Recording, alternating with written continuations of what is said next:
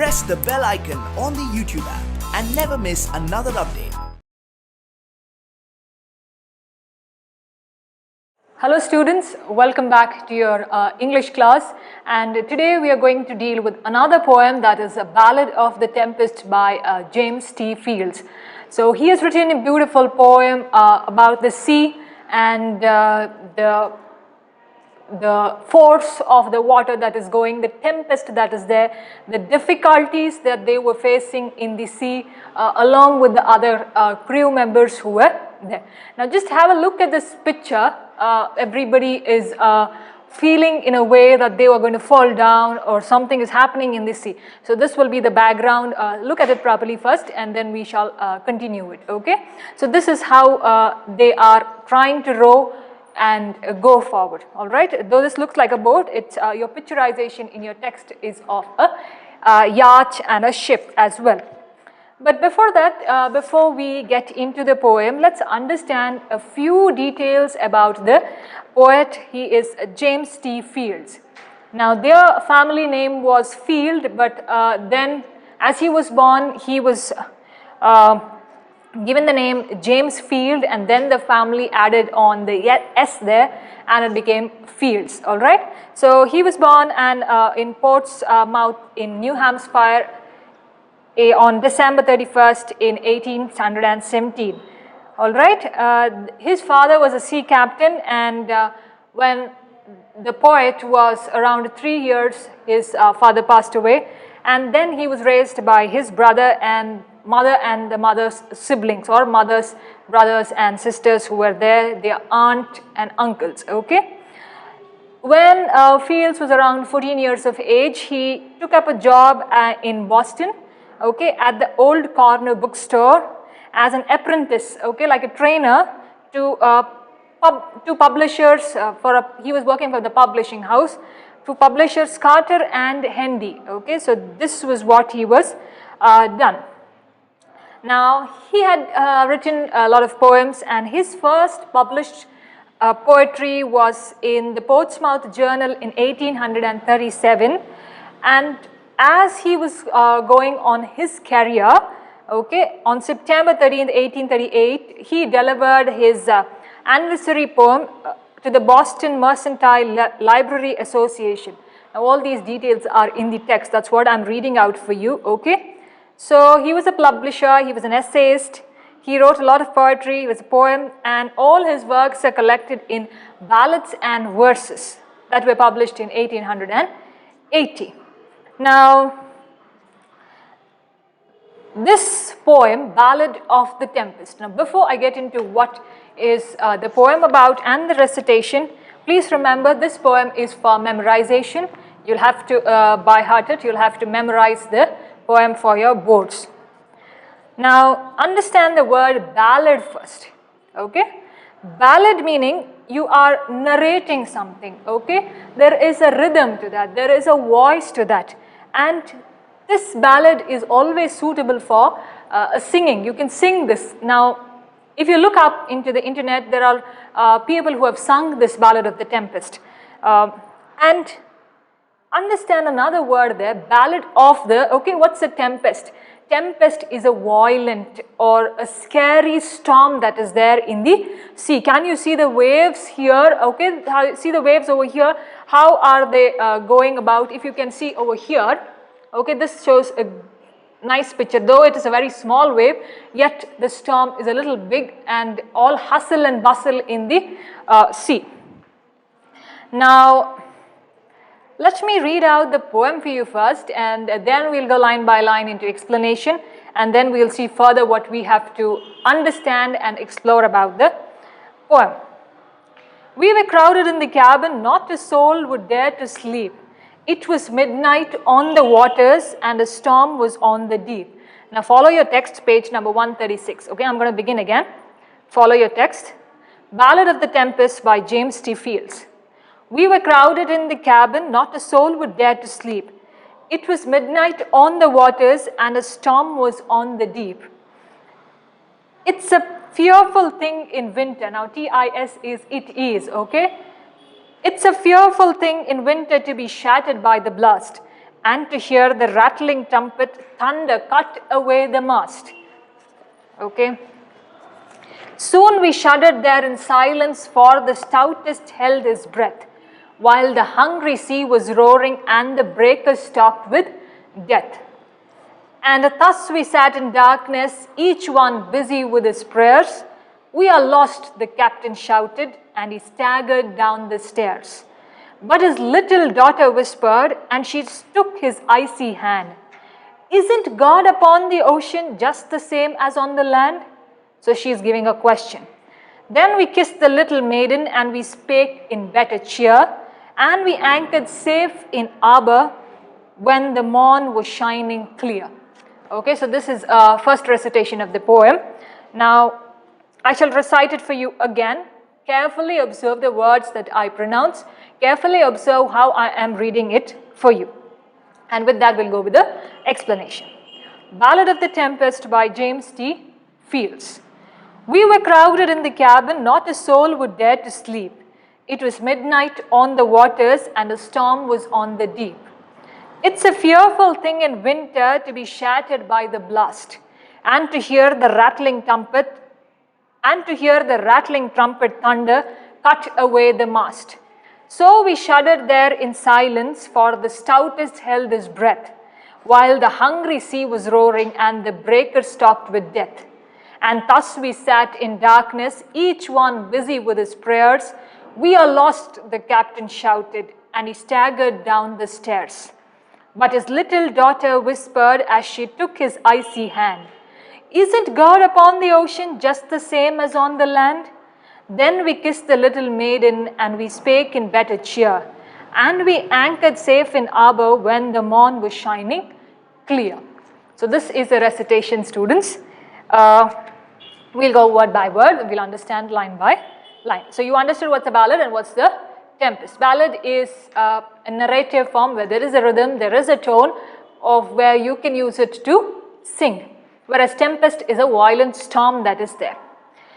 We were crowded in the cabin, not a soul would dare to sleep. Who is we there? All these crew members who are there, okay? Now this is a boat, yet understand it in the form of picture that is given in your text of a yacht or a ship that is there, okay? We were, all of them were.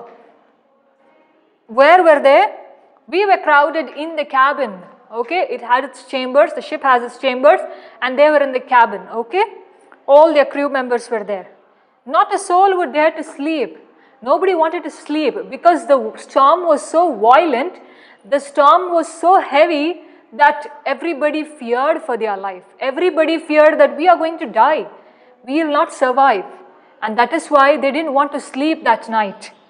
It was midnight on the waters, and a storm was on the deep. So what time of the night it was? It was midnight. Midnight on the waters. They were sailing, and it was midnight. They were in their cabin. Nobody wanted to sleep, and a storm was on the deep. So the storm was very deep, very harsh, very violent, that they didn't want to sleep even though they were there in their cabin at midnight. All right. So this is the first stanza. Now TIS is a short form of it is. This a fearful thing in winter to be shattered by the blast. Okay. Now the people who are there, they say, this is a fearful thing in winter. So which season? Winter. What is fearful? The violent storm that is going, the way they are being pushed by the water here and there, that is very, very fearful for them. Okay, to be shattered by the blast. Now there is a blast that has happened, there is a certain sound that has happened, or there is certain thing that has disturbed them there. Let's see what that is. Okay. And to hear the rattling trumpet thunder. So what was the sound? What was the blast? The blast was of the thunder. Okay, rattle is make rapid sounds, okay, continuously make rapid sounds, and they are sharp noises. If you have ever heard the thunder, okay, when it comes suddenly, have you ever heard the sharp voice that it gives? So that is a rattle. Or if you are throwing any utensil that is there, do you see it makes a continuous repeated sound that is there? That is rattling, okay. and to hear the rattling trumpet thunder. So what was the fearful noise? What was like a blast for them was the thunder that was there. Cut away the mast. Okay. Now the mast is, go to the textbook. On your left hand side there is a picture. There is a pole like thing. Okay. There is a pole like thing which has its pieces of connection there. Okay. That pole like thing is the mast. So pole like there on the ship is the mast. Now this is a fearful thing in winter, to be shattered by the blast and to hear the rattling trumpet thunder cut away the mast. So what has happened? Something fearful has happened, and that fearful thing is the rattling sound of thunder, which was very noisy. Okay, it has come suddenly, and what has it done?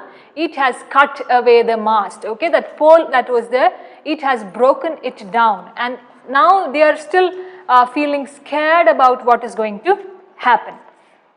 Let's move on to the third stanza that is there. So we shuddered there in silence, for the stoutest held his breath, while the hungry sea was roaring and the breakers talked with death. So what they have done? Okay. So we shuddered there in silence. Shuddered is to shake.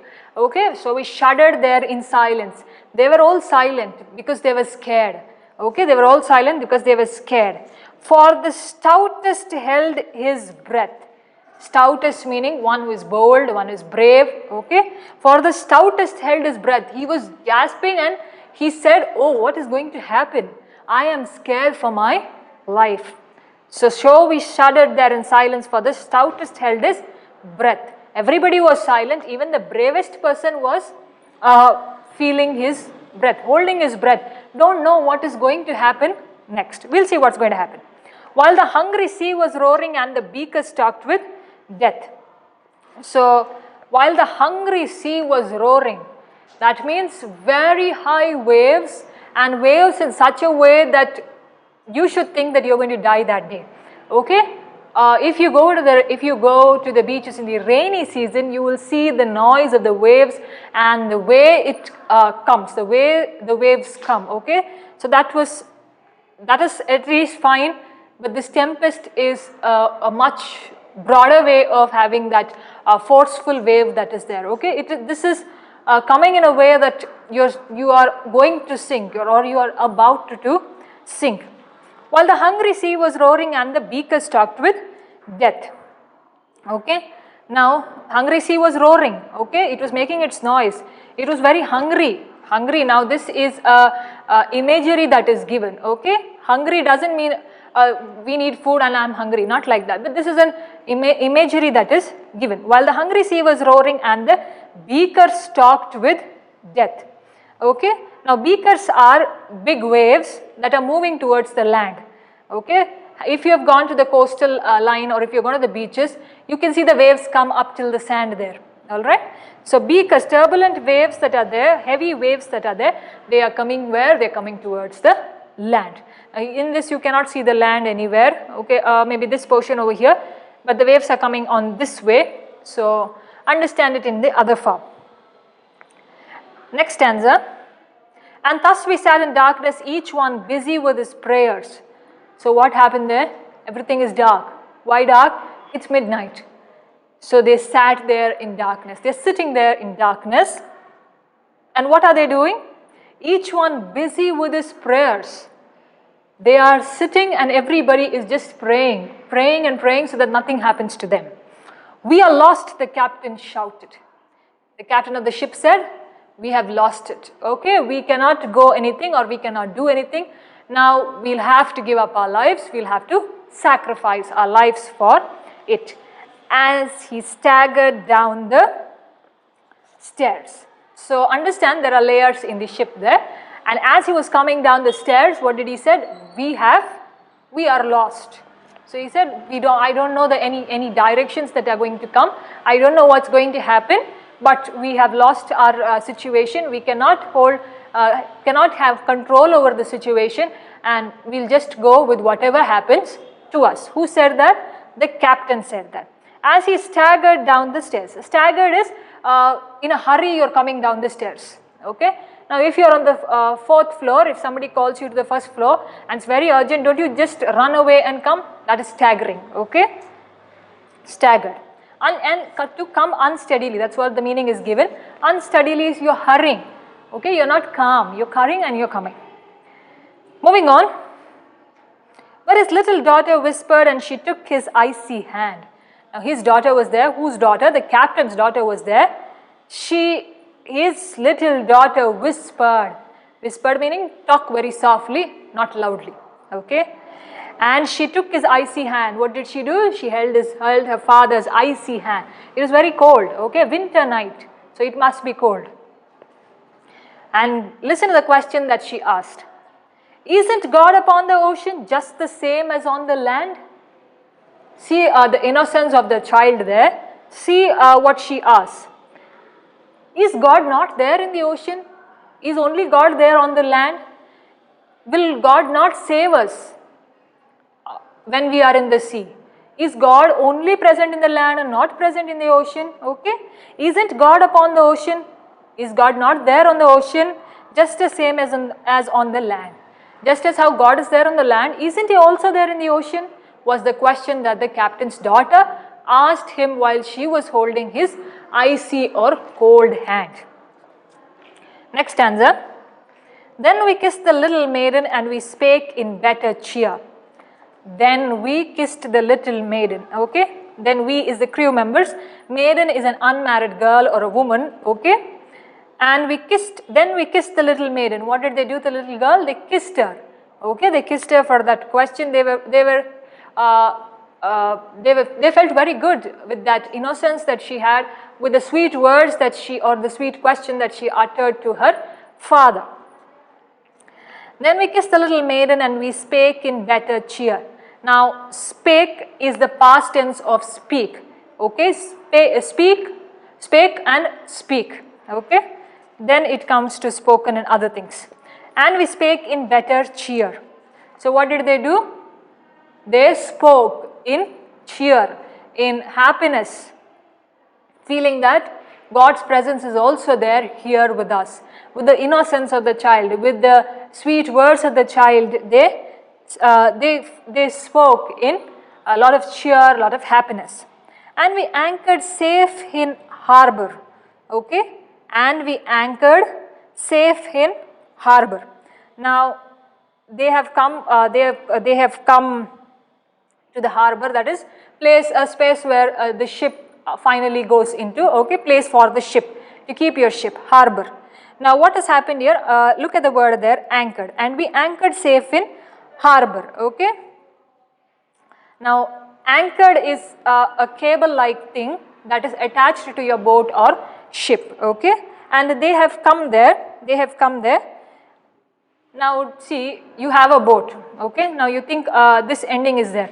Now this ending here, we tie it to some place, that is anchored to the harbor or anchored to a particular place, so that it doesn't move away from there. Alright. When the morn was shining clear. The morn is M-O-R-N is morning. Okay. When the morn was shining clear. So when did they reach the harbor there? They reached when it was morning, and the morning was very bright and nice and clear, and they were grateful that they reached the harbor, or that it didn't affect them anyway, it didn't spoil them in any way, or they had to sacrifice their lives. Alright, so this is your poem, Ballad of the Tempest. Now go back to your page number 136. Let's see what is a little important.